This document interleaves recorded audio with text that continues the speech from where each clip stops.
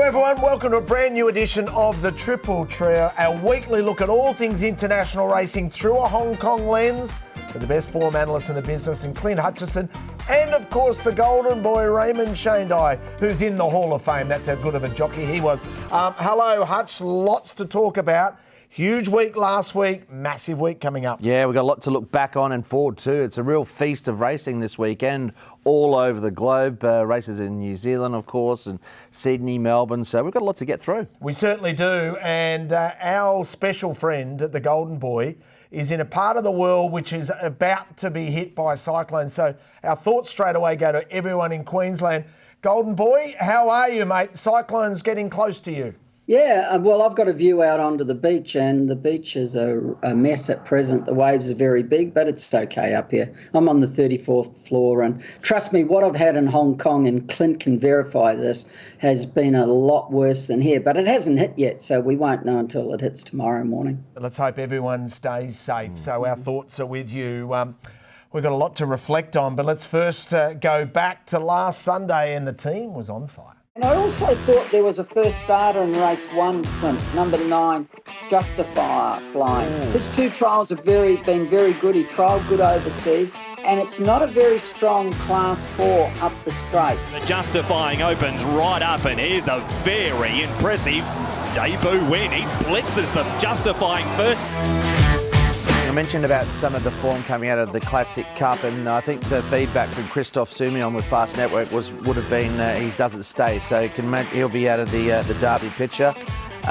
They've dropped him back to 1,200 metres, and the blinkers go back on. His trial was excellent. Gloria Elite will go forward and ensure a good speed. A Fast Network and Master of My Universe. Gloria Elite leads. Fast Network's driving at him. He's going to get him. Fast Network won the last from Gloria Elite and Call Me Glorious. As Ariel, the Mermaid, went up to the tuna here to take over. 2 lengths away, Never Peter out, Fighting Machine, but it's Ariel right down the bottom of the book. Ariel, too good. Yeah, some nice results. He's a big horse, isn't he? That was a good win on the synthetic. Yeah, nice to see Brittany Wong with the winner, and it was a good week. Ryan Moore pinched a few winners as well. Great to see Ryan in Hong Kong, and I think it was a successful little stint for him. And James Orman got another winner. Yes. That's fantastic. So he's hit the board, and so has Declan McDonough. Was important as well. Yeah, we've got a lot of new names, haven't we? But it was good to see Declan with the winner. He was aggressive early. Shaney popped him into the right spot. There's a lot of money around for California Moxie, who probably went a touch quick, but seemed to have its chance, given that the winner sat off on its back and was too good. Yeah, well, he had good 2,200 metre form, Clint, as you know. It was a good ride. He had gate 1. Have a look on that C+3 track, how many horses win or place from gate 1. I think the first 4 or 5 races the other night, the first 3 winners or something was, or 3 out of the first 4 was gate 1. It's just such a huge advantage on the C+3 at Happy Valley. Hey, huge show coming up. Our very special guest, one of the all-time great jockeys from around the world. He won a Japan Cup on Horlicks. His name is Lance O'Sullivan, of course, now a star trainer and a great mate to the Golden Boy, so we might quiz him about that. There'll be some interesting stories there, I think. Well, most of it we won't be able to put on air, but we'll have a lot of fun chatting to him. Shane just shakes his head and says absolutely nothing. Ooh. From a whirlpool point of view, we have got an incredible weekend. We will preview it all, and of course all the usual features, futures winners from Hutch and also the Idol. But first, let's jump into Sunday and find some winners at Chucky.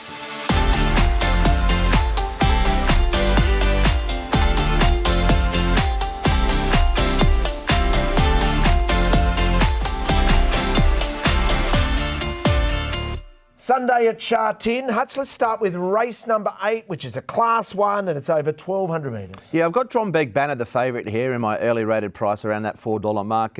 Lucky With You actually beat a similar field recently. Co-partner Prance narrowly missed with Ryan Moore on at the Valley recently. He's got to come back to Sha Tin and perform. And Taj Dragon was a little unlucky on this occasion. This is a similar setup the field. Now, Lucky With You, who fortunately we were on this day, he levelled out very well back to the inside. But see Taj Dragon just a bit held up here. Yeah. I don't think the race shape suited a couple of them. But Shane, it's a it's a similar field, isn't it? And I think Taj Dragon could certainly bounce back. And co-partner Prance has raced well since as well. So it's an even sort of race. Yeah, I think what's interesting about this race is Magic Control. What do they do on him? Now, he went back for the very first time in a 1,000-metre race, and he really hit the line. If he goes forward and leads or sit outside the leader, you know he's going to stop. Now, if he goes back, the pace can come out of this race now, Clint. Yeah, it can. I think Drombeg Banner, just at the weights, makes a fair bit of appeal. I don't subscribe to the belief that Magic Control doesn't see 1,200 out. He does. He's run well over 1,200. I think we've got to put that to bed. And if you ride him, like you said, Shane, a little bit more patiently, he'll quicken well. So he's a really interesting runner. But I'm hoping Drombeg can get a nice run on speed, just a little bit of weight off his rivals. He's a very, he's a horse that can really prove hard to get past with the right run in the race. And this race that we're looking at here with green and white winning, this was a very high rating race. There was good money around for the winner on the day. No fluke with him. He's a competitive horse, but yeah, I think so much of it, Shane, just gets down to how it pans out on the day in terms of tactics, etc. Because you can make a case for a lot of these horses. Yeah. Mugen was disappointing the other day, wasn't he? Yeah, very disappointing. Well, you can forget Drombeg Banner's last run. He ran a 21.02. Two of them went 100 miles an hour, the stablemates, so they had no hope and they stopped. But as you said, his form before that was very good. He's going to be hard to beat on pace. I think the race revolves around Magic Control. If he goes forward, it's a different type of race, but if he goes back, it's a different race also. So it's interesting. Yes. I've actually got Magic. I've got Lucky with You on top, but not convinced from Drombeg Banner and co-partner Prance. But I think it's a pretty open race. So, it's a race for me I'm not overly confident in, and I just think there's a few moving parts, like Shane said, with pace and different angles. And a lot of these horses line up against each other and can turn the tables with one another, and the weights are very compressed at the top. So it's not a super confident race for me. We'll go to race number. Just one thing, Richo. Sorry. That's right. Now there could be rain about on Sunday, and if there is, Invincible Sage loves it, and I'm told that there might be rain. Whether there is, that's debatable. Yeah. But he does like it wet, Invincible Sage. If it rains, you'd nearly have him on the favourite. day. Really? Yeah, you would. Okay. And I've got him. I don't have him any sort of chance, but he's a wet tracker. Well, the Weather Watch, of course, on HUTCHI'S Honkers will give you an update, and if you're not a subscriber, you simply should be. Race number 10 is a Class 2 over 1,800 metres. It's called the Carpenter Handicap. Is Greg being honoured here? Yeah, the good question. We'll have to ask Greg, won't we? But look, there's a lot of tough races at Charts on the weekend, but this will have Derby implications with the likes of Sky Heart, Bundle Award. I've got CP Brave and Winning Dragon in the mix as well, but there's a lot of horses here that will want to win, of course, to give themselves a chance to enter into the Derby, because they've got a little bit to find on their ratings. But of those that aren't going towards the Derby, Shane, it's hard to not Winning Dragon. This horse, of course, he was beaten by Voyage Bubble. No disgrace in that, but he still performed well on the back of a series of good performances. Well, he's just gone to another level this season. His runs have always been consistent. He's gone from a 79 to a 91, which is quite a bigger jump in that class. He's not the worst. Now, the thing in this race, Clint, there's no pace when you go through it. What's going to lead? Maybe Sky Heart might. He's very one-paced. He got everything his own way the other day on a track that favoured front runners. But he could get a soft lead. Naturally, Winning Dragon will be forward, and he's racing well. I think they're going to have to go forward with Sky Heart. With no weight, he's an on-pace runner. I think it's certainly an option for him. Now, this is a horse I think you were giving a bit of a chance to last time, Shane, in Speed Dragon, or you certainly said respect him. Geez, he's racing well. CP Brave has competed since this. We'll look at that in a moment. But he also is just starting to hit his straps. But this is Johannes Brahms winning.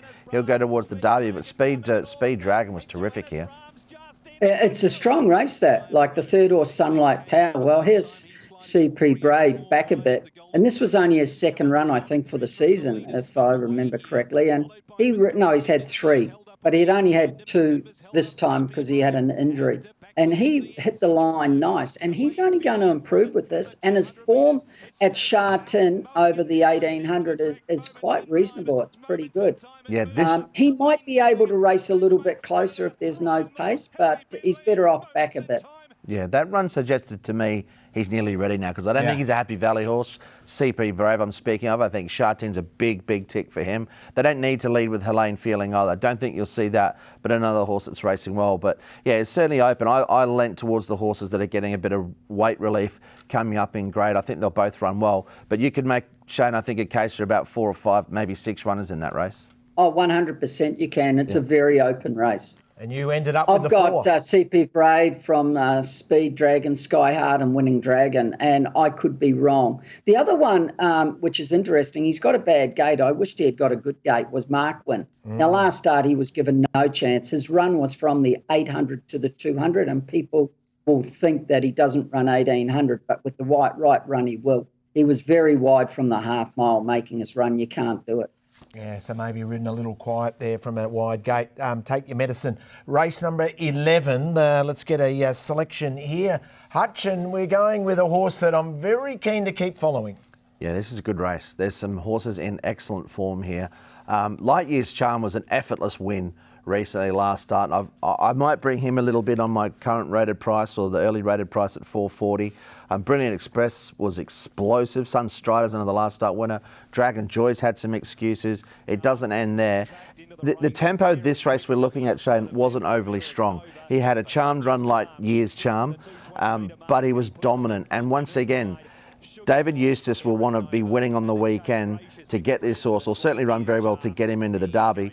They don't win too much easier than that there, so he's clearly a horse on the up. Yeah, he's a nice horse, and he looks as though the mile will suit him.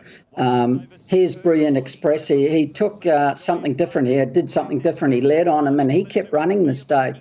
We all know he normally comes for off the pace, but he's going to a mile first time, Clint. From gate 10, he'll go forward, and he'll get his chance. And it was a strong win, that. He improved out of sight in that run. It was surprising. I was surprised, one, they went forward. Yeah. And when he went forward at the time, I thought, I don't know if this will suit him, because we've seen Huey ride him and sort of pick a path through them with his turn of foot.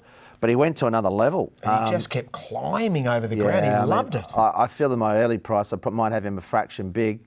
But, it's a race with, once again, quite a few horses that have some upside there. And Light Years Charm is the one that probably needs to win to enter the Derby picture at this point. But you've got horses like Sunstrider's in good form. Joy of Spring will also strip fitter. So once again, it's a pretty competitive race. Yeah, the Light Years Charm looks hard to beat. And if Hutchie Bet's putting up $4.50, I wouldn't mind having a little bet there with Hutchie Bet. What are you doing, Golden Boy? I want to show you a race here where a jockey got it wrong because he rode it last start really well back. Dragon Joy. Now, the previous start, he went back. He should have gone forward here. Like, he jumped so well, but and the track was very big on pace, very big. He could have been third, one back, one out, easy. And instead, because he won the start before ridden back, and he was told probably to go back, he jumped out and he went back. And that was the wrong thing to do. You've got to keep an open mind. If he goes forward in that race, he's in there running third, one off the fence or even on the fence if he wants to get on the fence. And he would have gone close to winning, even though he ran nowhere. And the funny thing about this, Clint, right, you see him here and you think he hasn't ran on, but the track was on pace. Now, 2 starts ago, he won, and he come home when he won, 22.60 coming from last. In this race, he's come home in 22.57. So he's actually come home faster in this race than when he won, but it looks as though he hasn't. And he's actually gone better than you realise. And if he'd gone forward, he definitely runs in the first 3 and he might have won. There's a double whammy as well, because there wasn't much, like you said, there was a pattern on the day. There wasn't much speed in the race. So he conceded too much ground early. He's a nice horse. He can turn it around. So is he in your numbers, Shane? Yeah, you got to have Light Years on Charm. He's going to be very short. He's done nothing wrong. He looks as though the mile's just going to improve him. From Dragon Joy, Brilliant Express, and Embraces is racing well, and he's got a good gate too, so he'll get a good run. I wouldn't have him too much shorter, that said. Right, okay. I think he will be short on the day, but there's enough good horses in this race that he'll need to be somewhere near his best. They are just 3 races that we've had a look at Chartin. Of course, full analysis on HUTCHI'S Honkers. A very quick break. We'll look at the Hong Kong Classic Cup on the other side.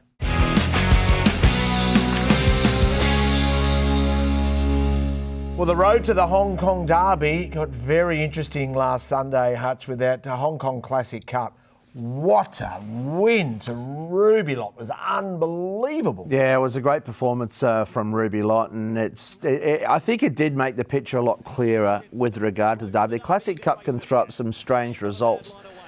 There's a couple of strange rides. They went very quick on speed. I think to the 800, it was around 8 lengths on my sort of figures, faster than standard. So it set up well for a horse getting back, and it was the perfect kind of race shape if you're getting back in the field, because they really backed off from the 8 to the 4, so it allows those back markers to creep in. Fantastic ride from Brenton Avdulla.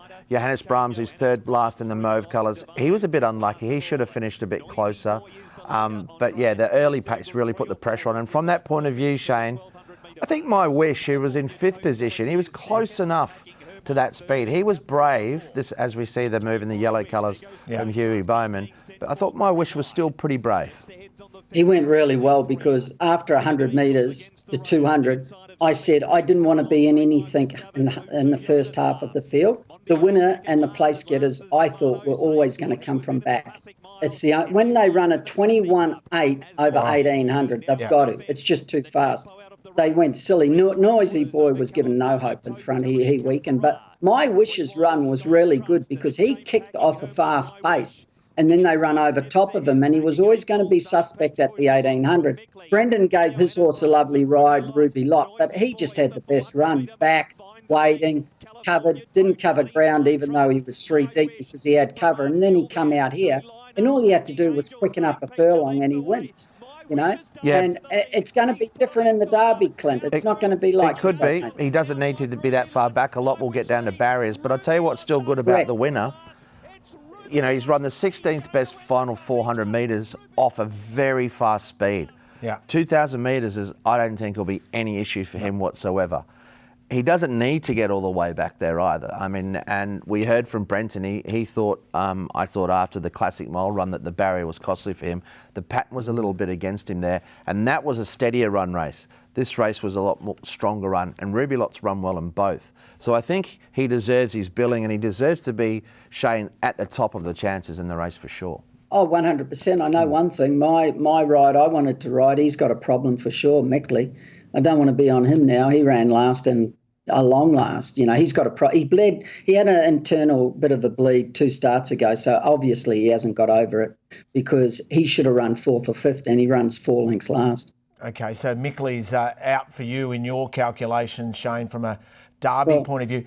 I've been team Johannes Brahms, and the more you look at that replay, the head-on would be really interesting. How much room he actually had. He was trying to get off the heels of the horse in front, whereas Ruby Lot had that momentum down the outside. You know, change spots. Really, absolutely. Really and the thing with Johannes Brahms as well, he can be running 3rd or 4th. He can be in a similar position, Shane, to where My Wish was. He's a horse that over shorter distances is parked close when J-Mac won on him over a shorter distance. So if he draws a gate in the Derby, and this is why barriers will be essential in the Derby with that short run to the first turn, you know, all of a sudden he's right in the game. Packing Angel? What do you think? I thought, Shane, personally, I was a bit disappointed on the day, but he was going 14 to 1,800 metres. And I just thought with the benefit of the run, maybe he'll improve. But he didn't sort of come out and win, and there were other better runs in the race, but it was a pass mark for mine. Top of the straight, you would have been pleased with what you were seeing. I thought he was ready to pack, absolutely pin. What did you think? I think he's the one that'll take the most benefit from the race. As you said, 1,400 to 1,800 isn't easy. His races have been spaced a bit, and he's bred to stay. And I think he will improve a lot. But Clint, you're 100% right with barriers. Like if My Wish drew 1 to 3, do you want to be on him? Of course you do. He's just going to box seat, get an easy run, and he will quicken. Do you want to be on My Wish if he draws out 13 and 14 and he's got to work forward? He's going to be suspect at the trip, you know? So barriers are going to be very important for this Derby, because there's a lot of horses queried at the 2,000 metres that need a gate. And I think to summarise as well, and just thinking about it, you know, when you've only got about a length or a length and a half over about 5 or 6 runners, barrier draws, tempo, if they go quick, if they don't. So, you know, it's pretty open. Here's my top 5. I think Ruby Lot deserves to be at the top, because if he draws well, He'll be running. He could be 3 lengths closer in the run. My wish has got to be there. I think he'll be running top 3. Even if he drew wide, he has enough speed to go and put himself in a race. Johannes Brahms could be at the top of the list with a gate. Packing Angel, the benefit of the doubt. And I'm putting Light Years Charm as my 5th selection, hoping that he wins there on the weekend, and he looks another one that could step up. But I think those look the main players at this point. You could do a lot worse than boxing. All 5 of them, I reckon, in any sort of exotic, a long, long way out. That's our look at the road to the Hong Kong Derby. Of course, Hong Kong's great race. Let's find some future winners.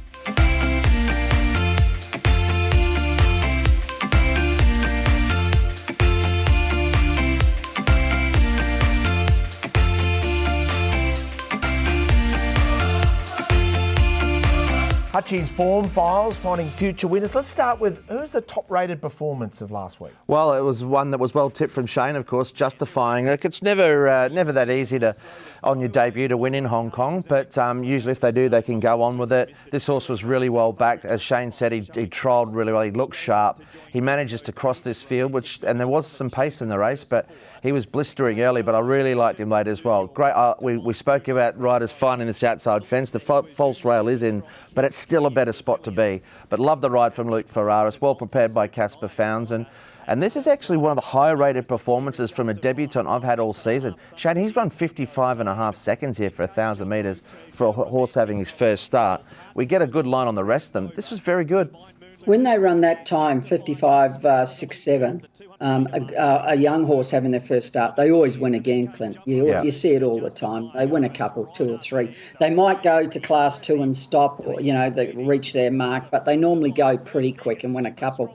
The second horse was a good run there too, Clint. Huge. Yeah, he got a bit held up. He was the other one that I thought we have, of course, had a main play with Justifying, but we had something small on the runner-up and should have had something on the queue. Yes, you should. That was silly. I know. But, I've spoken to you about this. Yes. But it was a nice performance, and I think that form will stack up pretty well. Look at his last 200 there, 11.12, best at the meeting. So he's a nice horse. And he was, 4 off the rail, umming and ahhing which way to go, gets back to the outside rail and then... nice run. The jockeys need to be just watching this show. You guys have been talking about every time. Down the straight, get to that outside rail. Fence. Just do it. Simple as that, Golden Boy. Magic Control didn't have it last time. No, but... Okay. Well, you bring up the one example. He had a fair bit on them then, clearly. Actually, in that race, there was a couple of hard luck stories on the outside fence that couldn't sort of get a run. So he was a little fortunate, but the way the race unfolded, but he was good. Richo, in all fairness to jocks, sometimes you can't get a run on the outside because they're just and you've got to switch to the middle of the track. So it's not that you don't want to be on the outside; it's that you can't get there. Yeah, of course, mate. I was being simplistic, but you're dead right. And good performance there. Well, Matthew Chadwick always thought you'd like to ask simple questions. Simple questions. Be simple. Simple questions. Thank you. And Matthew Chadwick actually rode Super Strong Kid. Got to that outside rail. Yeah, very simple.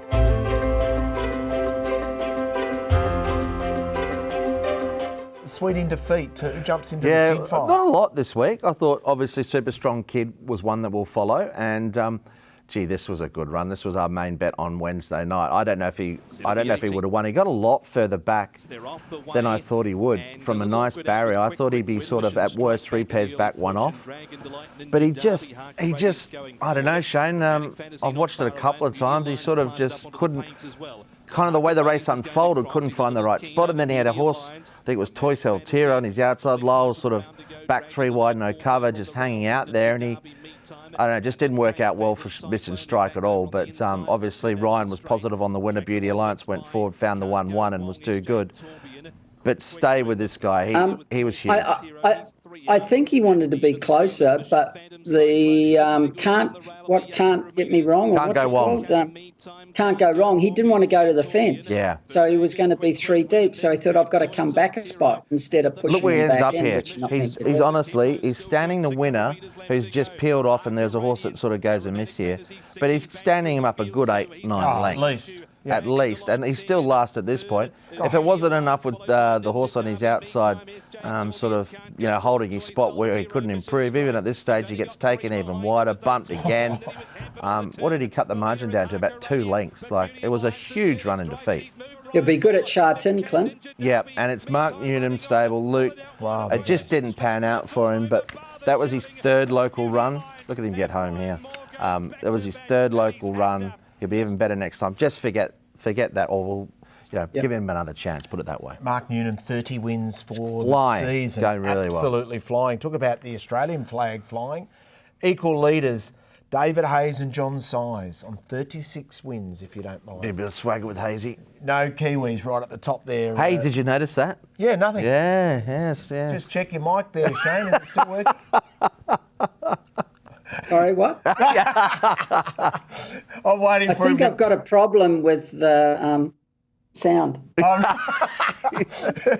waiting for him to mention the Australian Guineas with the first two horses across the line being New Zealand bred. Shush. Hopefully he Again? goes. Oh, here he goes. Now he can hear us. Your time to shine, Golden Boy. It's time for the Idol.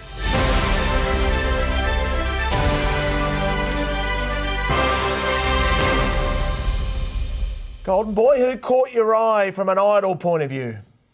Well, the two jockeys who rode really well last week was Brendan Novella and James McDonald, but this was a really good ride. It's a ride of a jockey who's riding with confidence at present, and it's not easy to do. He's gone back to last from a bad gate, and he hasn't panicked, and he's actually pulling, but he's trying to get him to relax, and it's 2,000 metres. And he just says, I'm just going to stay on the fence and let the race unfold. And it was a perfect ride, Clint. Yeah, it was. It was, there's sort of kept safe in the market, and I think the tempo you always thought would be genuine enough with Pray for Mer there. Definitive went forward. But this was the part of the race that I really liked, Shane, because, many would sort of think, I'll get in the running line and sort of build into the race. But Brenton was having none of it. He said, no, I'm just going to wait, be patient. And even at this stage, I thought he might pop in and make a run around them. But this was the winning part of the race, right here. No, he had all the energy in the world. When you're riding like that, you're riding, one, with confidence, and two, the horse has got energy to quicken. Now, up here, he got suspended for this. It wasn't bad, but he did shift out up here, and Sharp and Bright just had to grab hold right there. It wasn't too bad, but it was enough for a suspension. And he just kept coming and coming. It was a nice win, but the ride won the race. If he'd gone round them, he wouldn't have won. Yeah. There's a terrific ride. He rode 3 on the weekend, Brenton, and they were all very good rides. Sits the equal third in the premiership, 29 wins with Luke Ferraris, of course, behind Huey Bowman on 44. So they are on 29, Huey on 44.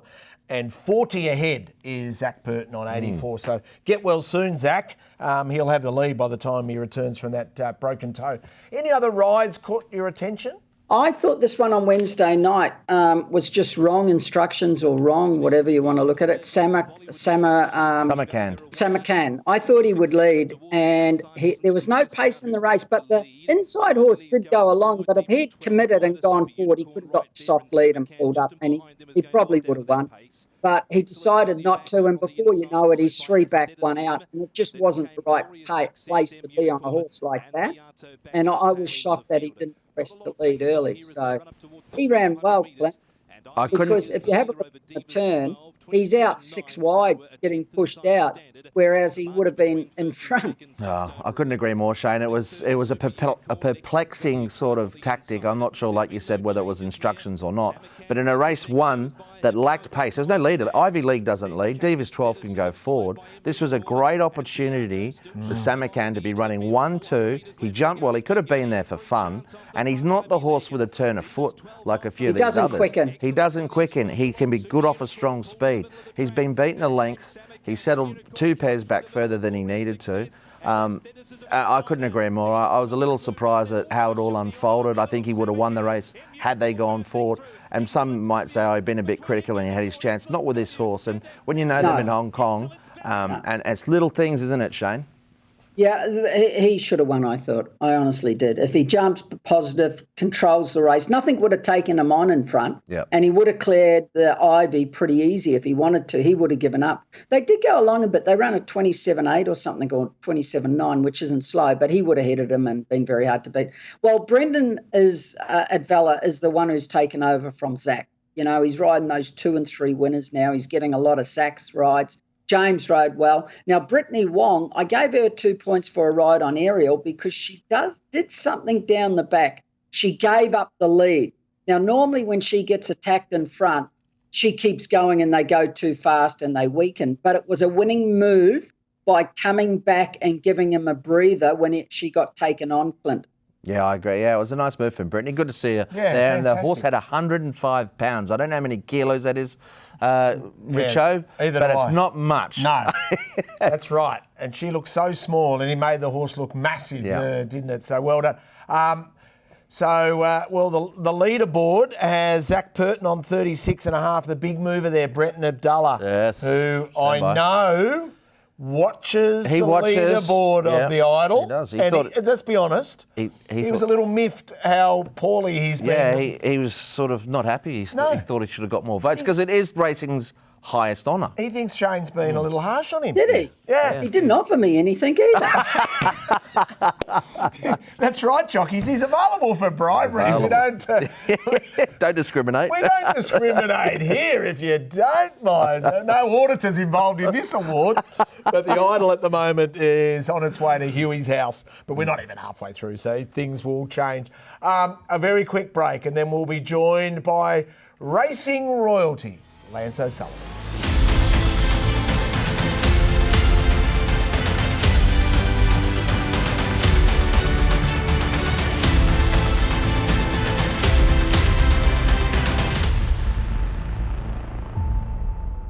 50 metres to go. Horlicks the inside of Auguri Cap.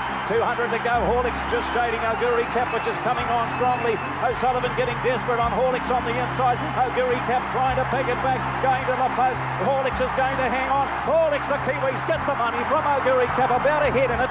Just a brilliant moment in Australasian racing. I think Hutch underappreciated that unbelievable win in the Japan Cup with the mighty Horlicks. Fantastic scenes, weren't they? Back in the day, and tight finish, but Horlicks got there. Yeah, and it was ridden by our special guest in, I said New Zealand racing royalty, and Lance O'Sullivan, who joins us today. Lance, thank you so much for being part of the team. And, gee, look at that memory. A race that no doubt you've watched many, many times, mate. Yeah, look, a pleasure. Thanks, guys, for having me on. But, that seems a long time ago, 1989. And, she's a long time ago. But, yeah, one of the great memories that I've certainly had. And I think we're the first Australasian horse at that stage to win the race. Of course, better loosen up to 12 months later. But, wonderful memories, boys. Incredible memories. I judge people by the company that they keep, so I'm a little concerned that you're one of the great mates of Raymond Shane Dye. Well, I don't know if that's a wrap or not, but look, Raymond Shane Dye, we were actually apprentice jockeys together way back in 1980s when I kicked off. And I was a bit of a flag bearer in the sense I was the first jockey ever to have a valet. In fact, when I say the first jockey ever, I was a 4.5 kilo claimer. And I had some young fella 3 years, my junior, come along and pull in my race day bag and help me take my boots off at the races and packing it up. It was a bit out of the ordinary at the time, but no, we're great mates, go back a long way. Richo, I can tell you, please. Like I was about 13 and Lance started riding. His first winner was a horse called Her Highness. I think it was 1982.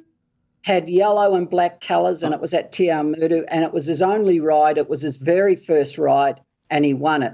But I represented the state, like whether it be New South Wales or whatever, in tennis and soccer. And the day Lance started riding, I never, ever, ever went to races again. I went to soccer or tennis again. I gave up everything. And I would carry Lance's bags into the races, and he hadn't even been riding. And then I'd wipe his boots when he come in from a race, and I'd get his saddle ready. And, yeah, he had me as a valet before anyone had a valet. I can't imagine you valeting for anyone, Golden Boy. I loved it. We've got on well. My idol when I was a kid was a jockey called David Peake in New Zealand. And then Lance come along and, of course, he was apprentice to his dad, Dave O'Sullivan, who always had the best apprentices. And he didn't really want to take me. He really wanted Lance to be the last, but luckily for me, he did. And the thing with Lance and Lance will tell you this, there's never been any jealousy. And even though we both rode for O'Sullivan's, Mr. O'Sullivan gave me a very good opportunity, his name, but I always knew Lance was going to get the majority of his rides, and that was fair because that was his son and he wanted to get him going. And I've never been jealous once of anything with Lance, ever. Isn't that beautiful? So many things I'd like to chat to you about, Lance. Here's a race that, as a young guy, you know, you're so impressionable when you're a kid. And my dad's speaking so much about the Cox Plate. And Lance, we've heard so much from Gary Stewart about Bone Crusher, but haven't heard a lot from you on the other side, our Waverley Star. Can you tell us your recollection of this incredible race? Yeah, look, it was one of those races where he got caught three deep from the gate. He was getting the worst run in the field, and when Gary sort of came up and around me, I thought, well, I've covered plenty of extra ground. Let's give him a go at trying to do the same. So hence the reason why I took off, pushed him, I think, 4 deep into the next corner, and the rest is history. They continued on.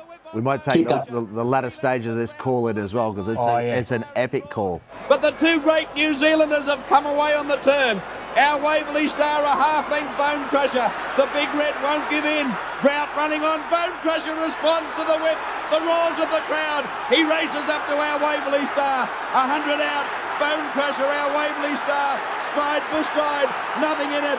Our Waverley Star, the rails. Bone Crusher, the outside. And Bone Crusher races into equine immortality. Lance, incredible reaction from everyone. I mean, maybe over the years it's got bigger and bigger, but what a race to be part of. Yeah, it certainly was, and I think at the time, the one thing we actually realised that we'd been a part of something pretty important. My father was never one to, hand out pats on the back, as Shane would be well aware. But I can recall when I returned to scale, and all he did was give me a wink, which was his sign of approval, if you like. But we knew it was something pretty big, and it was sort of billed as a two-horse war, and it certainly turned out to be like that. There were two Kiwis who went there with pretty big reputations at the time, and certainly billed as a match race and didn't disappoint. But for them to come away and do what they did, let's be honest, if either of them had been picked up, both Gary Stewart and myself would have been crucified for our rides, because when you look back, they're pretty atrocious, to be honest. I watched it 100 times and thought I'd do it on the Anticross. It just didn't We won't go. 12 New Zealand Jockeys Premierships, 2,479 wins, an unbelievable jockey who ended up becoming a trainer. That's what we want to talk to Lance about as well in regards to his life as a trainer, and he's going to stick with us as we preview this incredible day of racing in New Zealand. Lance, I've got a simple theory that great athletes produce daughters. Hutchie and I have got a lot of them, and I know you do, and Shane's only got boys, which franks my theory. Tell us, what was it like walking your beautiful daughter down the aisle last week? Yeah, that was just on the just gone, only 6 days ago. And no, actually it was today week, to be honest. It was on a Friday, and Caitlin Mouda's daughter, she's 28, and she's one of those girls, and Shane would vouch for this. She's never one of those people. She's one of the nicest people you'd ever meet, in the sense that never has a harsh word to say about anybody, and always finds good in every person she meets. It was a very proud moment to be walking her down the aisle, and she's married. Lance, sorry, what was more important, the lawn or her getting married? There's a story about that. I sent Shane a photograph of the lawn about 12 months ago, and I said that my daughter was planning to be married on the lawn, which we have quite an expensive front lawn. And I ended up getting it undersown, sprayed out twice. I took it pretty serious. In fact, there's a few track managers who could actually learn a bit from what I picked up along the way. What did you actually say in the speech? Stand here alongside Katie, I couldn't feel any prouder about the lawn. Long story short, the day went well. It looks like Sir Walter Buffalo from amazing. Absolutely awesome. Yeah. You make that transition, Lance, from jockey to trainer, which is such a tough transition, but you're now very established as one of the great trainers in New Zealand. take us through the big difference as a trainer.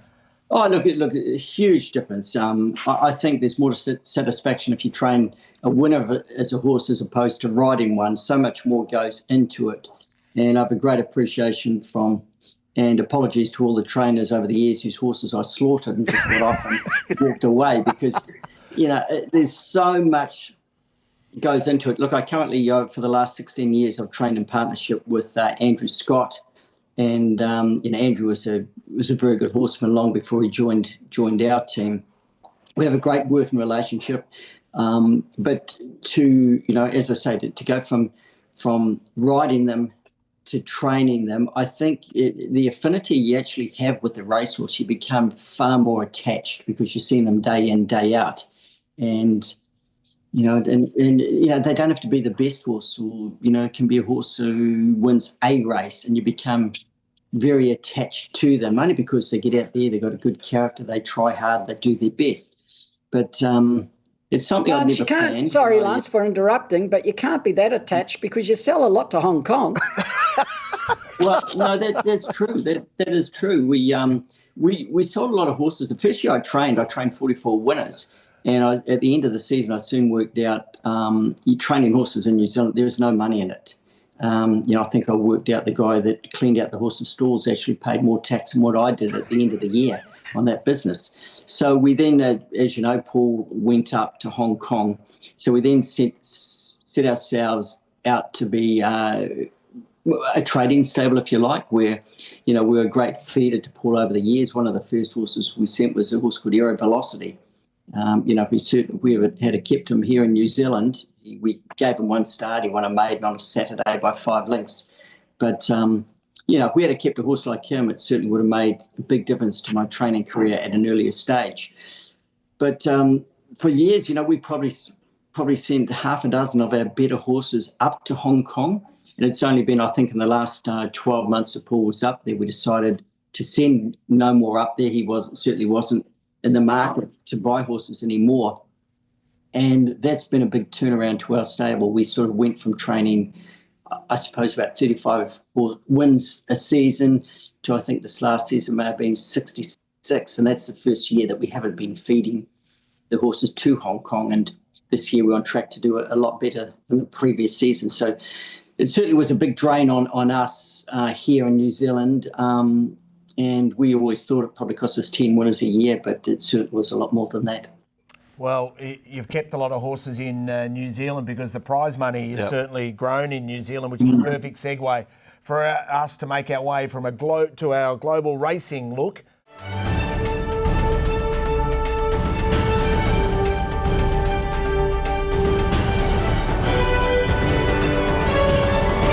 And Lance O'Sullivan stays with us for our global racing because the eyes from a whirlpool point of view are on New Zealand racing. Yes. And Lance, I would argue this might just be the greatest day collectively of New Zealand racing in history.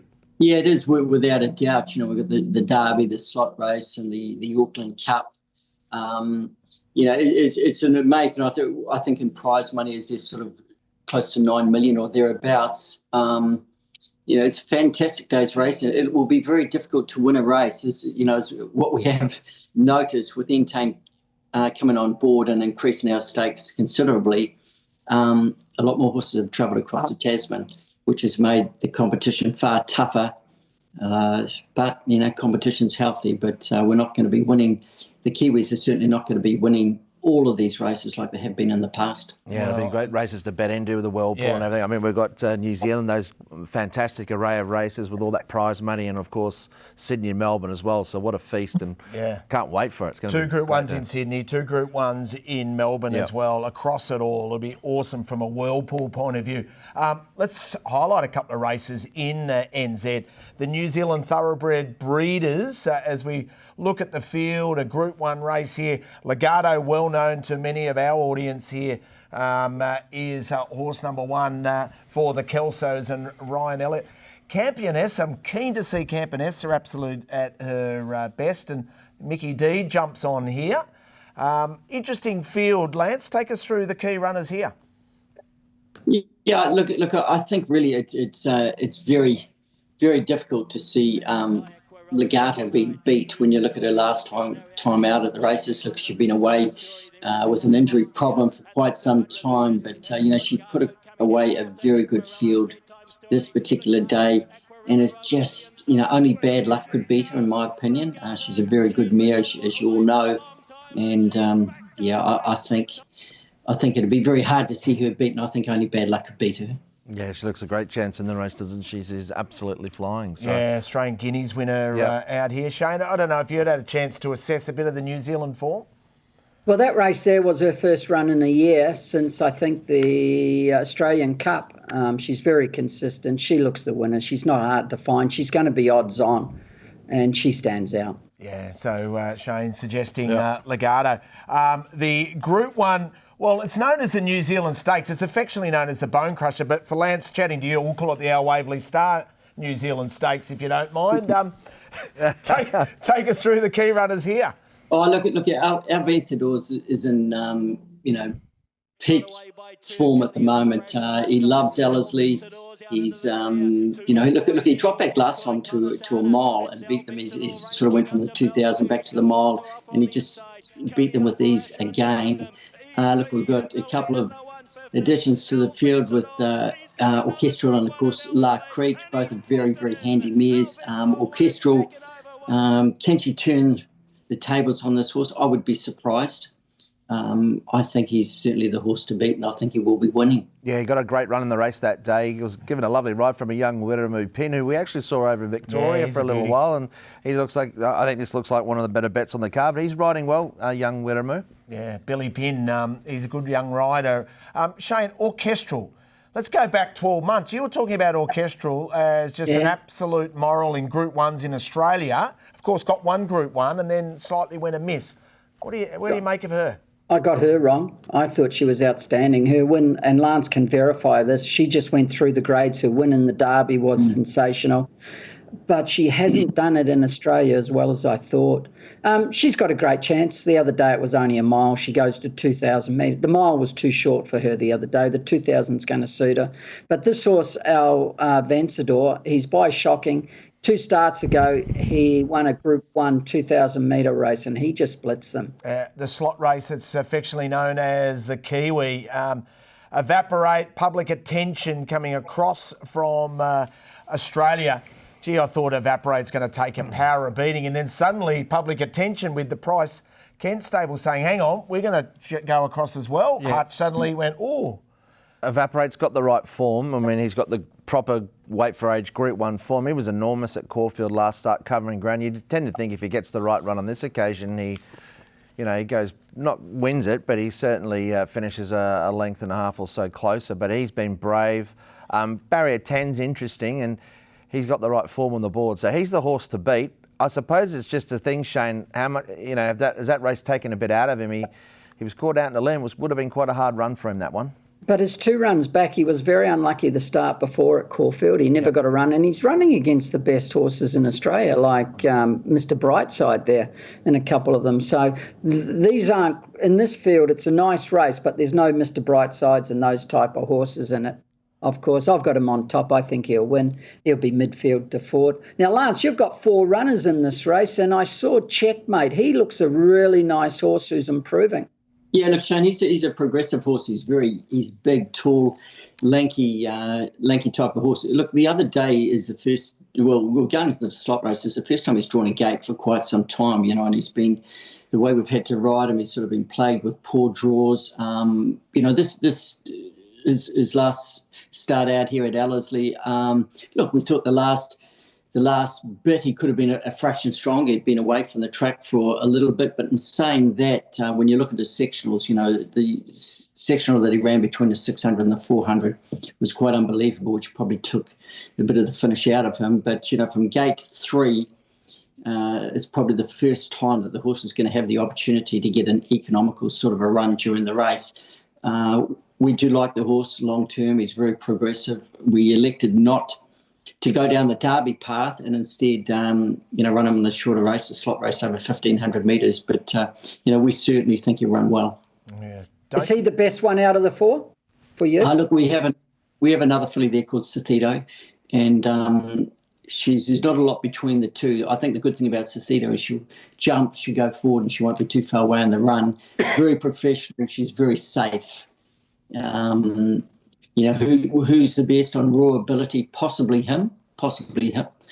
But she will get the run, we feel. Don't rule out public attention. I think he's a really promising horse. And of course, Bjorn Baker has Perfumist going over as well, who put up some very good figures a couple of runs back. Probably had an excuse last start, and I think that'll also run well too. She'll run well. I've got to declare my hand as we look at the New Zealand Derby. I've got a little chunk in horse number 4 in, and I also put my mother-in-law in. Will he do it? So I am barracking hard. Good luck. And I've got a good judge in New Zealand who suggested that MD was available, and MD has been booked. Lance, what do you think from a Derby point of view? Look, I think you can probably win the Derby with Will He Do It. If you have a look at this last one, I'd take very little notice of it. I think they ran it. They talked about something like 42 lengths slower than what they did the previous year. They just canted around, and I think at the 1,000 metres they're barely going even times. So I wouldn't be too disappointed in the horse's performance. I think it'll be a different race. They generally jump, they run down the straight the first time. Even years where they've said there's going to be no pace. There's always pace in the Derby because everybody's trying to find a posse. I still think you can win the race. I like the sound of that, Golden Boy. Do you agree? Yeah, I'd have him on top, actually. If you go back and have a look at his win 2 starts ago, it was really good, and he looked as though the 24 was going to suit him. He had no chance last start. Tuxedo won well the other day. He went well the other day, and he's a nice horse. I think if I was looking to ride a horse, that would be the one I'd want to be on. Oh, okay. Love the sound of that. Lance, you've been fantastic with your time, mate. We've got to go to a break, but before we go to a break, a rare opportunity for you to tell us, give us some adjectives when you want to describe Raymond Shane Dye. How about confident for a start? He was a great jockey, and I tell you what, believe it or not, you know him. You've probably only met him, Richo, in the last I don't know how many years, but believe it or not, he's mellowed. So that gives you an idea what he was like as an apprentice. But I'll tell you one thing about him. He what they call he walked the talk or talked the walk.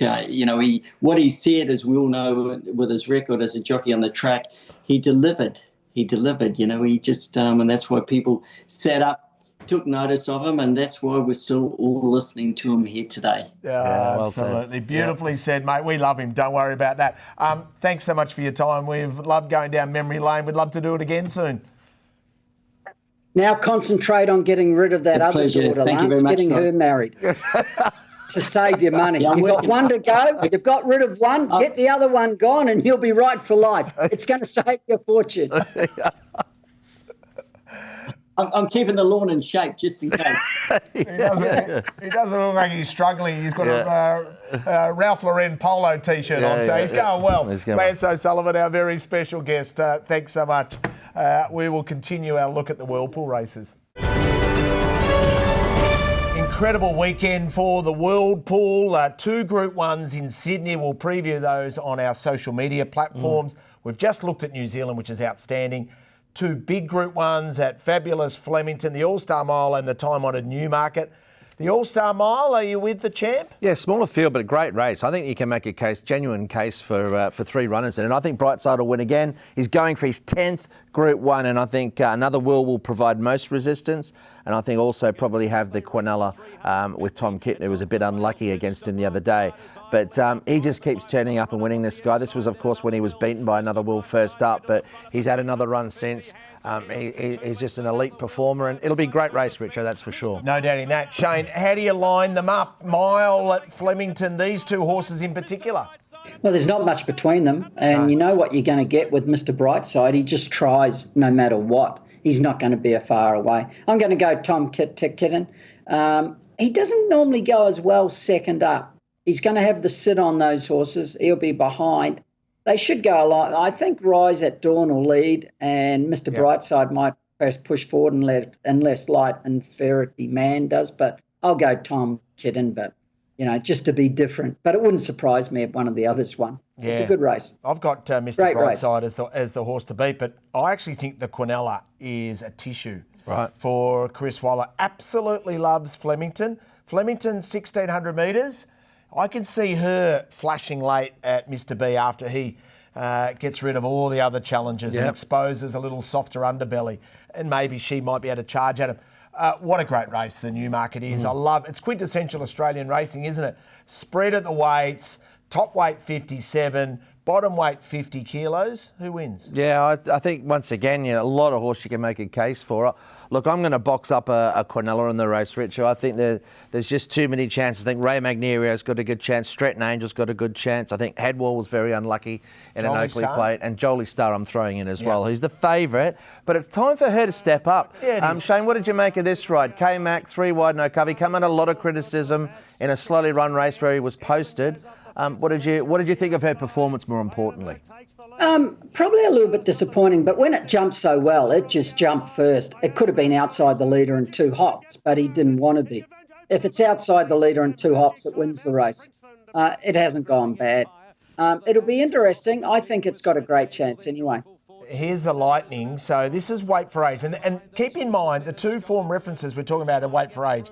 We go to a handicap in a bigger field, meaning more genuine tempo, I think. And it's going to be, Stretton Angel, terrific. Benedetta, well, she's got to carry Black Caviar type weight, to be able to win the race as a 5-year-old. It won't be easy for Benedetta, but when I was going back and looking at her overall performances, any runner she's lined up against in this field, she has beaten all bar 1.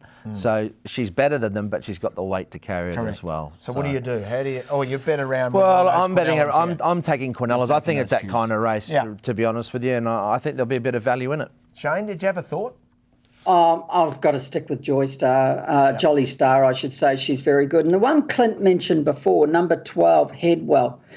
He was unlucky last start and he ran really well. It all depends with him where they're winning from because he's drawn the inside. Sometimes it's better out wide, but like Sharton, get out wide, they're up the straight. But I'll go Jolie Star, but anything could win. I'm with Jolie Star. I think at a handicap, I think she gets a great opportunity.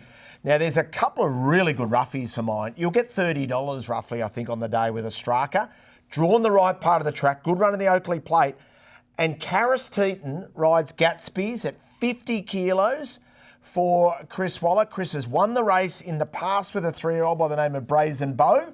And that was ridden by Joe Moreira, who came in from Hong Kong. Yeah. Method in his madness there. So Richo, the other 3-year-old also, Espionage, number 14. It's not the worst. Gate 11 on the outside, blinkers. He pulled up to stress the other day. He could improve a lot, that horse. Totally agree. Dean Yendall riding for Gay Waterhouse and Adrian Bott. And that's the nature of this race. There is a host of chances in it. Repeating also 2 Group 1s in Sydney. Check them out on our social media platforms. Let's have a look at our best bets for Sunday. The pens are poised. Hutch, give us your best bet for Sunday. A very competitive meeting at Sharton, but Autumn Vibes is a horse I like. Missed the start on debut, ran on well. The format of the race hasn't worked out that well, but he's trialled recently. He had a brow band on. But anyway, I think the horse is ready. I liked his debut, and I think he looks a progressive horse for his connections. I like Light Years Charm the last. I'm hoping that we get a reasonable price. Like I said, I wouldn't have him too short, and I think he can take Quinellas with the 6, 8 and 12 in the final event of the day as well. I like the sound of finishing in style. So race 2, the 4, race 11, the 4. Golden Boy? I'll go race 4, a horse called Lucky Sam Gore. It's had 2 runs, got back, run on well every time. Just hope they can come from back because the 2 of the main chances in Knightly Demeanour and Gallant Crown will be running 1-2. So he'll give them a start and get them late if the track's fair. And Shane, hopefully you stay safe, my friend, during this cyclone coming your way. And thanks for organising your great mate, Lance O'Sullivan. It was a good chat. He's fantastic, lovely person, and we've always been close. We've never had an argument. Oh, beautiful stuff. Good luck. Good luck. Hope everyone enjoyed the show. See you next week.